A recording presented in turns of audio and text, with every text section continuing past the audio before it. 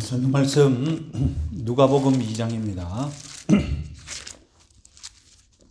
누가복음 2장 3절에서 7절까지의 말씀 같이 읽겠습니다.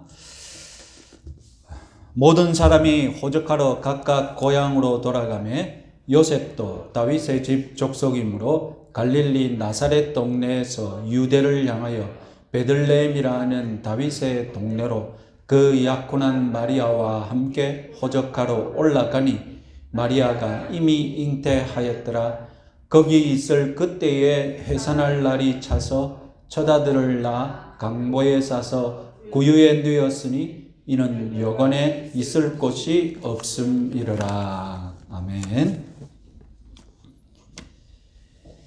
오늘날 크리스마스 이야기는 전설적인 부분과 또 상업적인 요소들이 섞여 있습니다. 대표적인 것이 이 빨간 옷을 입은 산타클로스죠. 아시다시피 이것은 코카콜라가 광고로 만들어낸 이미지죠. 원래는 산타클로스, 성클라우스는 초록색 옷을 입었다는 얘기가 있지 않습니까? 오늘 저는 우리 교회에서 성탄절 이야기에서 가장 대표적인 전설, 즉 예수님이 탄생하신 이 장소에 관한 전설을 성경과 비교해 보려고 합니다. 예수님이 탄생하신 장소, 당연히 여관의 마구간이 아닙니까? 그러나 동굴이라고 믿고 있는 기독교인들이 있습니다. 심지어는 최근에는 여관의 마구간도 아니라고 합니다. 그럼 무엇일까요? 차근차근 한번 알아보도록 하겠습니다. 먼저 이 성탄의 장소가 동굴이라는 믿음, 이것은 주후 100년경부터 있었습니다. 그리고 200년경, 주후 200년경 야고보 원복음서라는 이 가짜 성경, 소설 같은 책이 동굴 성탄을 유행시켰습니다. 자, 지금부터 이 가짜 성경의 성탄 이야기를 말씀드리겠습니다. 요셉 부부가 나사렛을 떠나서 베들레헴에 거의 다 도착했습니다. 그때 마리아가 산통을 느꼈습니다. 요셉, 지금 나를 나귀에서 내려줘요. 뱃속에 아기가 나오려고 해요. 그런데 지금 베들레헴에 도착하지는 않았고 아직 광야입니다. 마침 근처에 동굴을 발견하고서는 요셉은 마리아를 그 동굴에 두고 산파를 구하러 베들레헴으로 뛰어갔습니다. 가는 길에 신기하게도 요셉은 열심히 움직이고 있는데 주위의 모든 것들이 다 동작 그만 멈춰 있는 거예요. 날아가는 새들도 퍼득이지 않고 그냥 공중에 멈춰 있고, 사람들, 양떼, 목동 다 살아있는 것들이 그대로 동작 그만 되어 있고 자기만 움직이는 거예요. 그런데 그 중에 움직이는 사람, 여자가 딱 한 사람 있는 거예요. 자기처럼. 알고 보니 그 여자가 산파였습니다. 그래서 그 산파를 데리고 동굴로 갑니다. 그 산파의 이름이 살로메라는 이름을 가졌다고 합니다. 그래서 요셉은 동굴로 가면서 자초지종을 얘기했습니다. 지금 내 아내는 동정녀인데 하나님의 섭리로 지금 아기를 베고 있다. 그러나 산파는 안 믿었죠. 산파가 동굴 안으로 들어갔더니 눈을 뜰 수 없는 광채 속에서 이 마리아가 이미 아기를 낳아서 아기에게 젖을 물리고 있는 것입니다. 그래서 이 동정녀의 출산을 믿지 못하는 산파가 마리아를 보고 동정녀를 믿지 못하겠다고 하니까 그때 이 산파의 손이 말라 비틀어지기 시작했습니다. 그래서 천사가 나타나서 이 말라 비틀어진 손으로 아기를 안으면 손이 치유될 것이다. 그래서 알려줬고 천사가 시켜주는 대로 아기를 안았더니 이 산파의 손이 비틀어졌던 손이 다시 정상이 되었다고 하는 것입니다. 이런 이야기 말고 웃기는 내용이 더 있습니다. 요셉은 자녀들을 이미 가지고 있는 호랍이었다. 그래서 그 당시 마리아의 나이가 몇 살이었냐? 12살이었다. 그리고 호랍이가 이 12살의 이 아기 같은 마리아와 결혼하기 위해서 기적적으로 어떻게 선택되는 과정도 있고요. 여러분 어떻습니까? 정말 전설 같고 소설 같죠? 이에 비해서 성경은 얼마나 심심합니까? 얼마나 담백합니까? 하여튼 이와 같은 동굴 탄생에 관한 전설을 동방기독교가 그대로 믿었습니다. 우리 개신교는 서방기독교에 속합니다. 흔히들 정교회, 발을 정자를 써서 정교회라고 부르는 동방기독교는 오늘날에도 마리아가 동굴에서 해산했다고 믿고 있습니다. 성지순례 이 베들레헴이나 예루살렘에 가면 정교회가 관리하고 있는 성유물들이 많이 있습니다. 오늘도 베들레헴에 가시면 그곳에는 예수가 탄생하신 곳에 옛날에 성당을 지어서 지금 예수성탄대교회라는 예수성탄대성당이라는 예배당이 있습니다.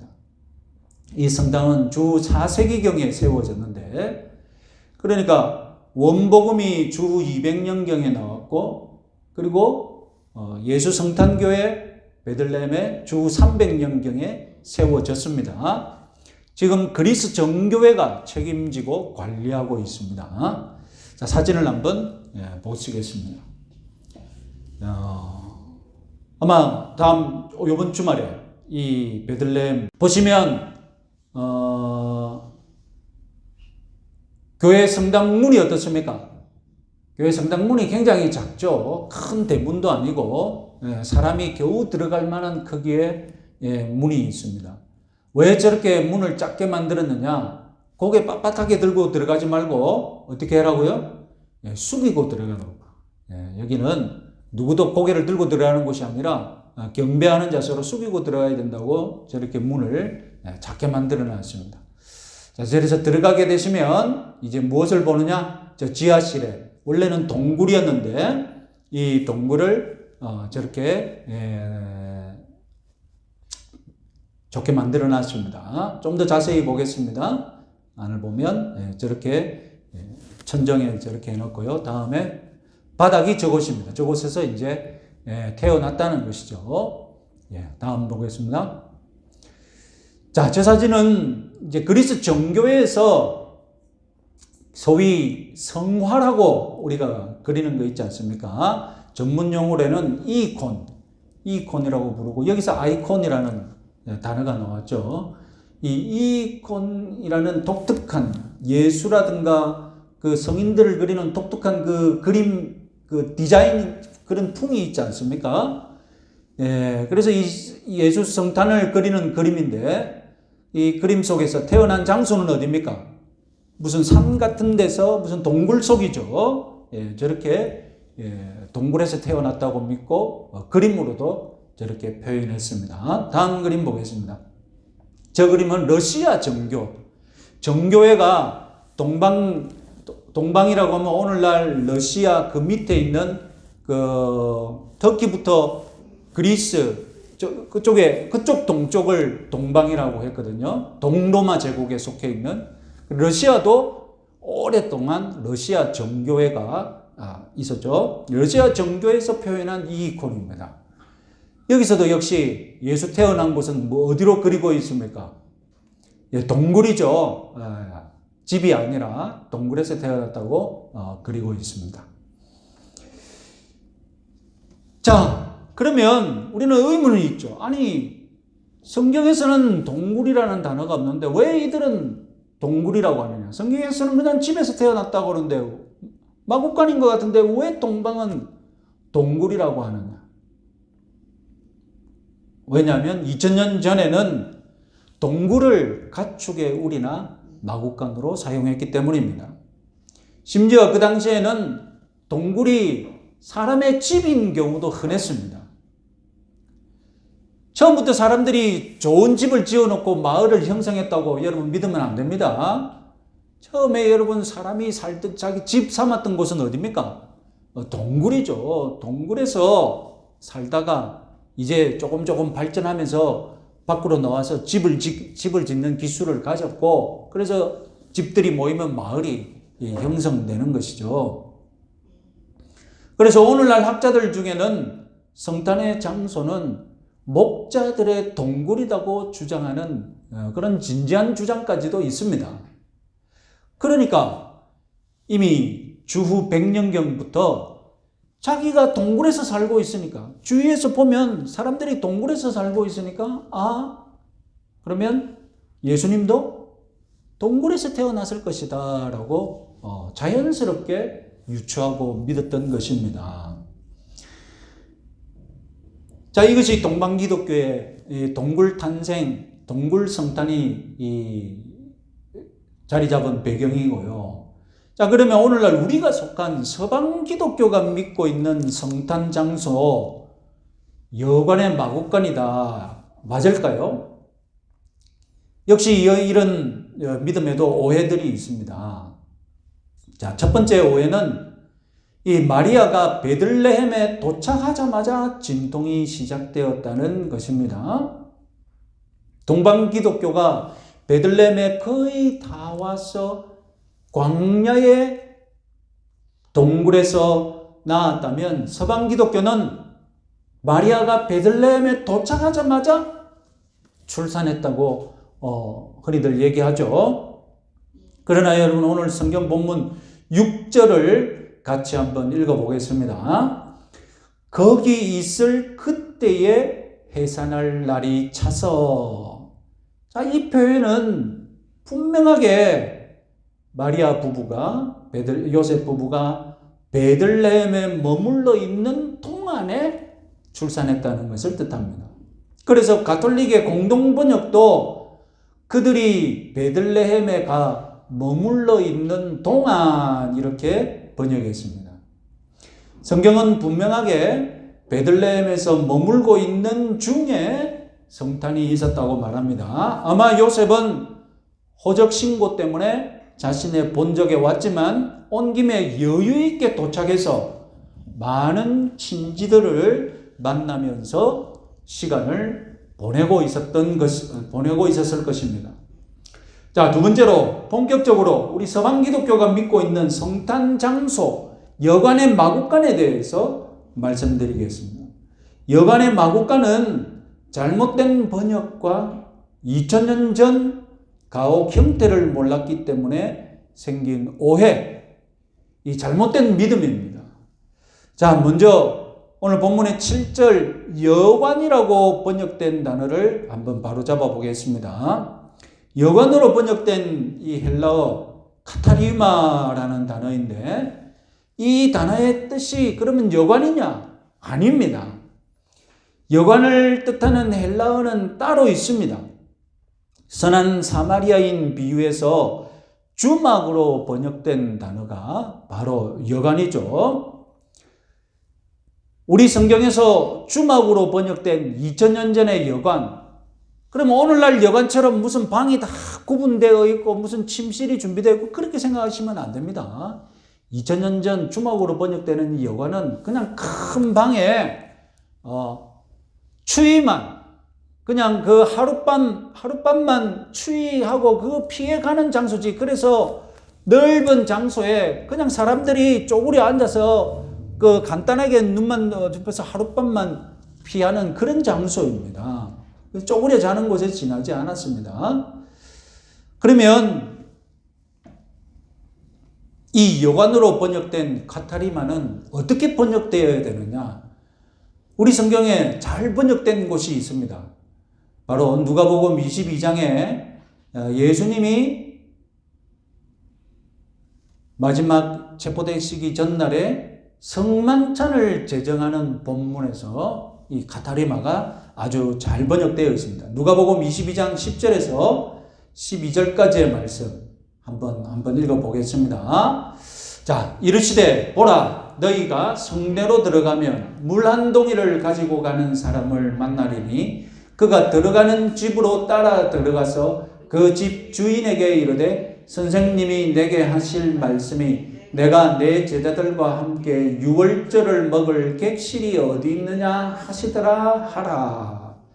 자, 이 본문에서 카타리마는 객실이라는 단어로 아주 잘 번역이 되었습니다.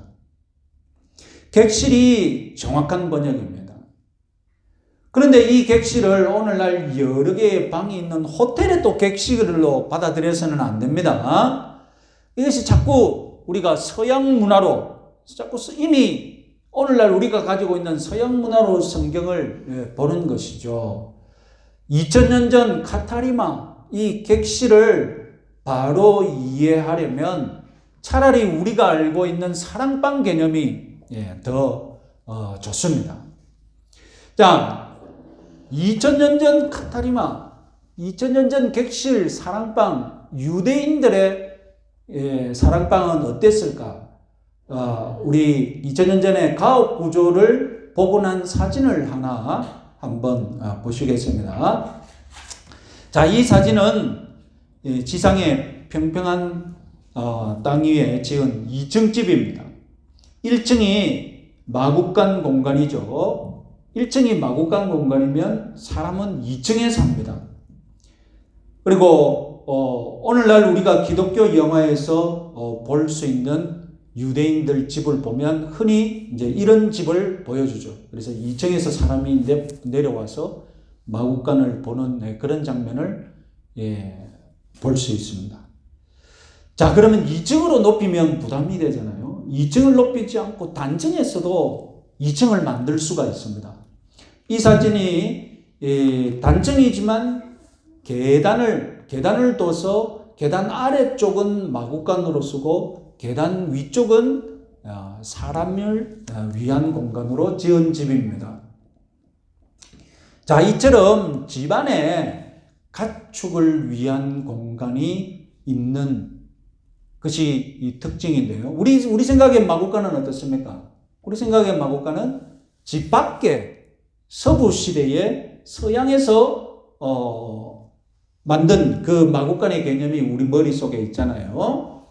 그러나 예수님이 사시던 이 팔레스타인에서는 해가 떨어지면 가축들을 집 안으로 자기가 자는 공간에 가축들을 들여서 가축들을 지켰습니다. 그래서 밤을 지내는 동안 가축들이 집 안에서 먹을 수 있도록 구유도 만들어서 비치해 놓았습니다. 그래서 해가 뜨면 이 가축들을 집 밖으로 내보내고 그리고 간밤에 가축들이 싸놓은 그 배설물들을 깨끗하게 치우고 이런 가옥 구조의 전통은 다윗 시대 때부터 심지어 20세기까지도 지금 팔레스타인 근방에서 오래된 마을에는 이어지고 있다고 합니다.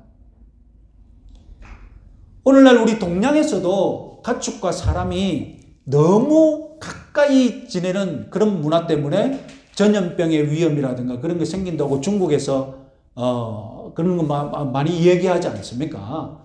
이미 이 고대 사람들은 가축과 함께 지내는 이런 생활 습관을 동서양이 다 가지고 있었던 것입니다. 자, 이 사진은 무슨 구조냐? 아까 단층에서 그 있는 집에 객실이 있는 집 구조인데요. 자, 가축을 위한 공간 있고, 다음에 집주인을 위한 공간, 가족이 거주하는 공간이 있습니다. 그리고 조금 여유가 있는 집은 손님을 위한 객실을 따로 마련한 집을 가지고 있는데, 자, 여러분, 이것이 객실이 있는 건축의 설계도가 되겠습니다. 그래서 마국간, 그리고 가족이 있는 방, 그리고 사랑방, 이렇게 한 공간에 집을 짓게 됩니다. 원래 유대인들은 이 나그네를 야박하게 물리치면 안 됩니다. 왜냐하면 율법이 나그네를 환대하라고 명령하고 있기 때문입니다. 모세오경, 이미 모세가 율법을 명하실 때부터 신명기 10장 17절에서 19절 말씀 우리 같이 한번 읽어보겠습니다. 너희의 하나님 여호와는 고아와 과부를 위하여 정의를 행하시며 나그네를 사랑하여 그에게 떡과 옷을 주시나니 너희는 나그네를 사랑하라. 전에 너희도 애굽 땅에서 나그네 되었음이니라. 그래서 이 유대인들끼리는 나그네 환대를 잘 지키고 있습니다. 유대인뿐만 아니라 이 사막에 거주하는 이 유목민들의 전통이 무엇이냐? 그것은 사막의 나그네를 환대해주는 그런 문화적인 습관을 다 가지고 있습니다. 그래서 그것을 사막의 환대법이라고 해서 사막을 지나는 나그네를 야박하게 물리치지 않고 하룻밤 머물게 해주는 그런 습관을 다 관습을 다 가지고 있습니다. 자, 누가복음 22장에서 이 최후의 만찬 장소가 방이 여러 개 있는 여관의 객실이 아니라고 했습니다. 그 객실은 무슨 객실입니까? 다름 아니라 아까 그림에서 보았듯이 아까 설교에 대해서 보았듯이 그런 사랑방입니다. 그래서 누가복음 2장에서도 이 베들레헴의 여관이라고 번역된 단어도 여관이라고 번역하면 우리가 오해를 하니까 무엇으로 번역이 되어야 되겠습니까? 객실로 번역이 되어야 되고 객실보다는 차라리 사랑방이 더 좋겠습니다. 자, 그러면 이 고대 팔레스타인의 눈으로 7절을 다시 봅시다. 첫 아들을 다 강보에 쌓여 구유에 뉘었으니 이는 여관이 아니라 객실 사랑방에 있을 곳이 없음이니라. 자, 무슨 일인지 몰라도 요셉 부부는 사랑방이 있는 그 집에 사랑방을 사용할 수가 없었습니다. 아까 말씀드렸듯이 사막의 나그네를 환대하는 것이 팔레스타인의 문화라면 사랑방을 이용하는 손님의 에티켓도 있습니다. 집주인의 에티켓이 사막의 나그네를 야박하게 물리치지 않는 것이 에티켓이라면 그 집을 이용하는 나그네의 에티켓은 무엇일까요? 그것은 사흘 이상 머물면 안 된다는 것입니다. 너무 오랫동안 이 집주인에게 폐를 끼치지 말라는 것이죠. 그래서 딱 이틀밤만 최대 이틀밤만 스스로 머물고 다음 날에는 떠나는 것이 이 머무는 사람의 에티켓이죠. 아마 요셉 부부는 한 집에 너무 오래 머물러 있을 수가 없었고 혹은 다른 손님이 오는 바람에 집을 옮겨야 했을 수도 있고 하여튼 사랑방이 비어있는 다른 집을 찾기가 어려웠습니다.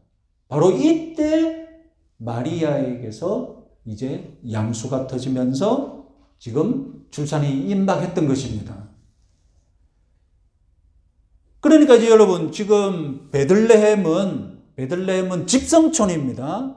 다윗의 자손들이 살고 있는 집성촌입니다. 여러분 집성촌 아시죠?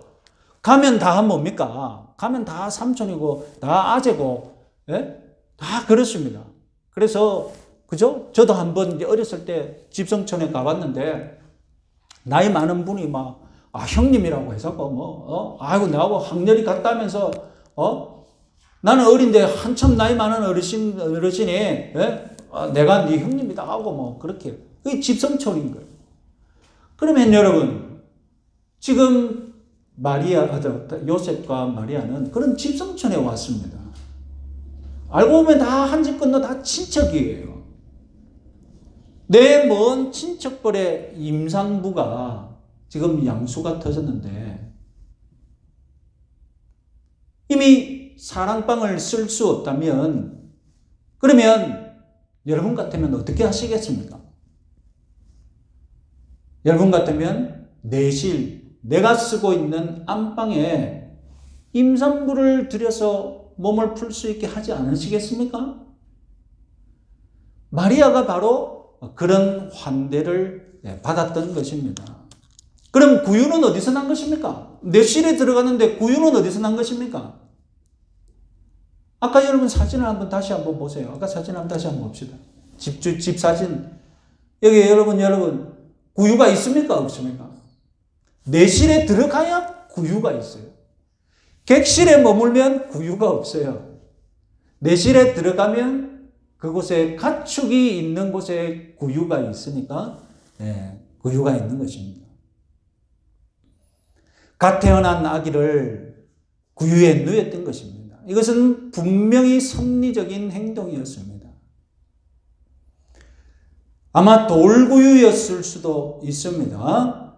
아기 예수는 돌구유에 누이는 것이 하나님께서 보시기에 어울린다고 생각하셨던 것입니다. 오늘날 팔레스타인 근처에는 유대인과 이슬람 교도뿐이라고 우리는 생각하지만 2000년 동안 기독교 신앙이 지켜지고 있는 것도 있습니다. 그래서 팔레스타인의 기독교인들도 자기 언어로 2000년 전부터 자기 언어로 번역된 성경을 가지고 신앙생활을 하고 있습니다. 그래서 팔레스타인의 기독교인들은 예수님이 자기들이 살고 있는 그런 집에서 태어났다고 다 믿고 있습니다. 그래서 그들은 여전히 예수님이 객실, 이 사랑방에서 태어났다고 다 알고 있습니다. 그리고 그 객실에서 빈 곳이 없으니 내실에 들어가서 주인이 머물고 있는 방에 들어가서 그곳에 있는 구유에 누였었다는 것을 그 팔레스타인의 기독교인들은 당연히 다 받아들이고 믿고 있습니다. 자, 그러면 오늘날 서방 기독교가 믿고 있는 마국간의 성탄은 어떻게 만들어진 것입니까? 다름 아니라 서양의 집문화를, 서양의 마국간 문화를 그대로 가지고 받아들인 것이죠. 그래서 서양에서는 언제부터 마국간이 내실과 떨어졌는지는 모르겠지만 아마 여러분 우리 눈에 서부 시대의 마국간을 보시면 다 어디 있습니까? 마국간은 주인이 집과 있는 곳에서 한참 떨어진 곳에 마국간을 따로 짓지 않습니까? 구유가 있는 곳은 마국간이고, 그래서 예수님이 마국간 구유에서 태어났다. 그러면 예수님은 왜 마국간에 갔느냐? 여관에 머물 곳이 없다고 번역이 되는 바람에 어느 집에도 대우받지 못했던 이 요셉 부부가 어느 집에서도 환대받지 못했고 심지어 여관에도 머물 곳이 없어서 여관의 마국간에서 겨우 자리를 얻어 몸을 풀 수 있었다. 이런 오해가 생긴 것입니다. 자, 정리를 해보면요.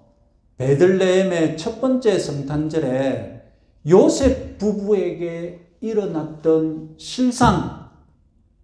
자, 무엇입니까? 우리가 알고 있고 우리가 여태껏 믿었던 것과는 전혀 다른 일이 벌어졌던 것입니다.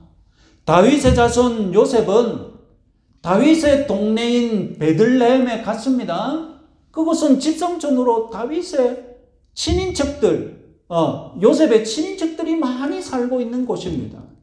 그래서 일찍부터 가서 이 요셉 부부는 머물러 있었고 그렇게 머물러 있는 중에 출산이 임박했습니다. 그런데 마침 이 요셉 부부가 머물러야 할 사랑방이 없었습니다. 사랑방이 그날 무슨 이유인지 사랑방이 다 찼고 하는 수 없이 주인은 이 요셉 부부를 어떻게 했습니까? 사랑방이 꽉 찼기 때문에 자기 집 안으로 내실로 들여서 몸을 풀 수 있게 했고 내실이 가야 그 안에 구유가 있었던, 내실 안에 있는 것이 구유이기 때문에, 그래서 그 구유에 예수님이 누이게 된 것입니다. 자, 아기 예수가 태어나자 강보, 흥급 밴드로 감았습니다. 팔다리를 똑바로 펴게 하기 위해 고대부터 지금까지 지켜지고 있는 팔레스타인의 문화죠. 자, 이것이 2000년 전 유대인 마을 베들레헴에서 진짜로 일어날 수 있었던 성탄절 이야기입니다. 유대인 요셉 부부가 같은 유대인 동포이자 친지들에게서 냉대를 받아서, 심지어 여관에서도 냉대를 받아서 마구간에서 아기 예수를 낳게 되었다. 이 이야기야말로 유대인 베들레헴에서 일어날 수 없는 그런 가장 소설 같은 이야기입니다. 자, 20세기에 나온 오래된 주석들은 여관이 아닐 수 있다고 소극적으로 이 여관 전설을 비난했습니다. 그리고 마구간 성탄절을 지지하는 경향이 있었습니다. 그런데 21세기에 나온 최신 주석들은 이제 신학계 흐름이 다 바뀌어서 다 여관이 잘못된 번역이다라고 지적하고 있고, 그리고 적극적으로 마구간 성탄절을 다 반대하고 있습니다. 그래서 오늘날 21세기 최신 주석들을 보면 다 지금 제가 말씀드렸던 것처럼 사랑방, 여관이 아니라 사랑방이었고 예수님은 내실에서 태어났다라는 이런 주장을 다 하고 있습니다. 자, 이런 해석이 널리 퍼지면 아마도 다음 성경 번역에서는 여관으로 나오지 않고 객실이나 사랑방으로 번역을 할 것 같습니다.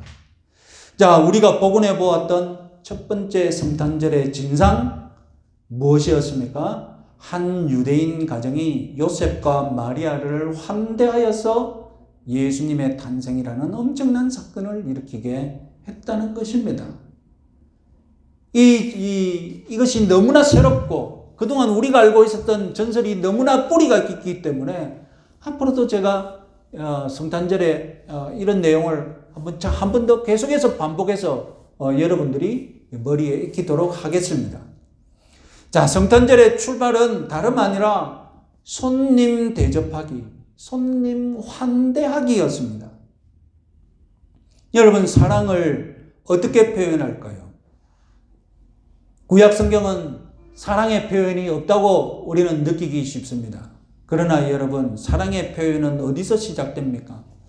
환대하는 것에서 시작합니다. 환대는 알고 보면 마음으로부터 우러나오는 사랑의 표현입니다. 환대는 이미 하나님에게서 나왔습니다. 하나님께서 죄인된 우리를 환대하시기 위해 예수님을 이 땅에 보내셨습니다. 하나님의 은혜를 한번 생각해 보십시오. 탕자의 비유를 생각해 보십시오. 탕자를 향한 아버지의 사랑 어떻게 표현되었습니까? 아들을 환대하는 것부터 시작되었습니다. 잔치를 벌였습니다. 하나님의 은혜는 다름 아니라 죄인된 우리들을 하나님께서 환대하신다는 것입니다. 그래서 이 환대의 사랑이 율법으로 표현되었고, 구약 율법은 신약 성경처럼 사랑하라 사랑하라 이렇게 많은 사랑의 표현은 안 했지만 이미 이웃을 환대하라, 나그네를 환대하라는 그런 명령으로 사랑을 실천하고 있었던 것입니다. 오늘날 이 사회에서 점점 실종되어 가는 것이 무엇입니까? 다름 아니라 환대하는 마음입니다. 그러면 반대로 늘어나는 것은 무엇입니까? 적대시하고 적대감을 표출하는 것입니다. 오늘날 너무 경쟁하고 너무 바쁘다 보니, 오늘날 너무 흉악한 사회가 되다 보니 모두 환대하는 마음을 잃어버리고 그저 적대하고자 하는 마음이 기본적으로 장착되어 있는 것 같습니다. 무슨 거리만 잡으면 적대하겠다는 듯이 적대하는 사회로 바뀌었습니다. 무슨 거리만 있으면 환대하라는 것이 성경의 가르침이라면 이 타락한 세계는 거리만 있으면 적대하라는 것으로 우리 마음을 적대심으로 가득 채웁니다. 우리 기독교인 여러분, 우리 사랑하는 성도 여러분, 사랑 말로만 외치지 마시고 정성으로 이웃과 형제를 환대하시고 접대하시는데 여러분 애쓰시기 바랍니다. 여러분들이 환대하고 대접하는 바로 그분이 바로 여러분들이 사랑하는 사람입니다. 내가 사랑해야 하겠다면 환대하고 접대해야 돼. 여러분들이 내가 환대하지 않고 접대하지 않겠다. 그것은 사랑하지 않겠다는 뜻이죠. 환대하는 마음을 잃어버린 오늘날 우리들에게 예수님의 성탄 이야기는 환대하는 마음, 이 환대하는 사랑을 다시 일러 각성시키고 있습니다. 성탄절의 사랑은 성심으로 분주하게 기꺼이 환대하는 사랑을 실천하는 것임을 믿으시기 바랍니다. 성탄절이 가르치는 이 환대의 사랑은 사람들 사이에만 존재하는 것이 아닙니다. 우리가 예수 그리스도를 믿는 것은 우리는 예수님을 환대한다는 뜻입니다. 우리가 예수님을 믿는다는 것. 그럼 우리가 예수님을 환대한다는 뜻이잖아요. 내가 예수님을 환대했다면 내가 예수님을 마음의 문을 열고 모셔드리는 것입니다. 그러면 환대받은 예수님은 우리와 먹고 마시는 것입니다. 이것이 바로 구원입니다. 그러니까 환대하는 것이 구원이며 환대하는 것이 신앙생활임을 믿으시기 바랍니다.